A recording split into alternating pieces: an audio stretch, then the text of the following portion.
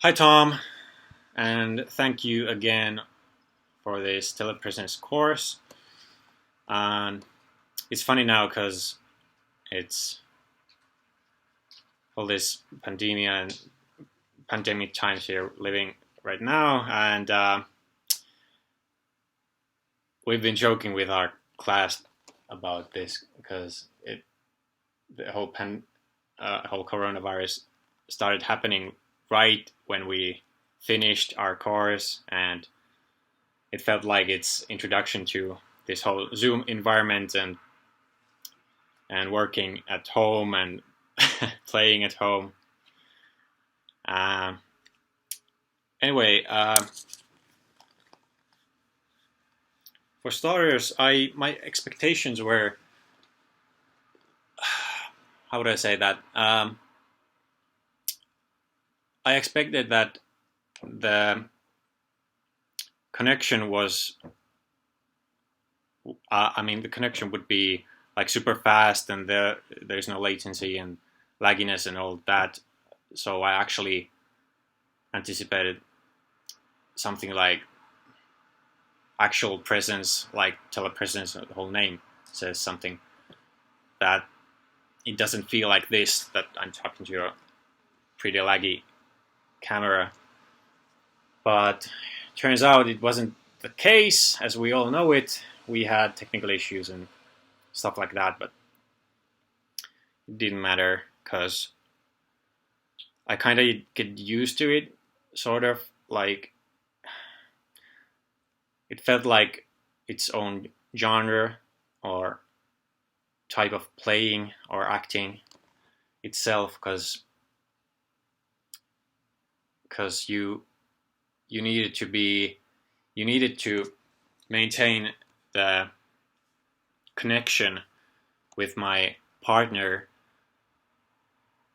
uh, no matter how much lag there was, and it actually applies, in my opinion, to normal stage communication and acting, that you maintain the connection and you don't drop your uh, thought or stop acting while you wait other actor to say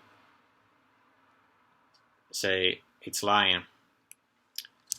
But I get used to it, and I first of all it felt like I'm just standing here like this and not searching or discovering any other depths of this image or screen that we had. But I started to uh, I found some ways to play with it, and it was fun. And I especially enjoyed the little epiphany that I had when I actually started to question also the live audience uh, in my place when I'm acting, not just the screen and actor in England. And it was fun. It was interesting. Um, I was wondering that what if there was different camera angles also when we act through telepresence? Like, what if there was a fish eye or a white screen or something that sometimes it bothered me that I couldn't see uh, my actor, my counter partner, uh, and I wished to see that more somehow. I don't know why. Maybe it gives me more information how my fellow actor is acting and how he's acting. But it's good to acknowledge that fact, because I'm not scratching my leg. I don't know if that shows up, but those things are important. What you need to be conscious about what camera is seeing about you, and how is your performance showing up, and what are you showing. Yeah, basically that. I wish that I had more directing sometimes, because Mikko and Tina weren't there much, but it actually was pretty fine though. I got directing from you, and it was fine. Maybe for the future, we should more talk about the scene and the whole telepresence environment beforehand. Even though we had one class that we experimented it and that we played as a whole group, but in my opinion, there should be more of that. I mean, it felt like I was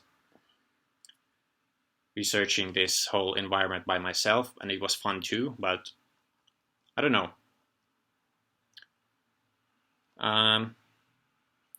Sometimes I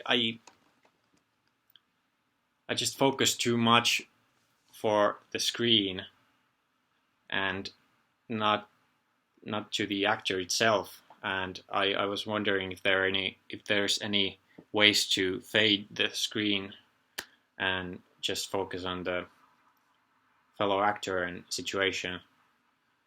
I found it most interesting when actors actually decided to exit from the screen and do something different. And I wished that I would have done that more and would have questioned the whole camera, and because it's not like traditional camera acting and stuff like that. So yeah, there's definitely much more to discover from this. Yeah, I think that's all for me. I want to thank you again, Tom, and hope this helps you with your research, and we'll see you again.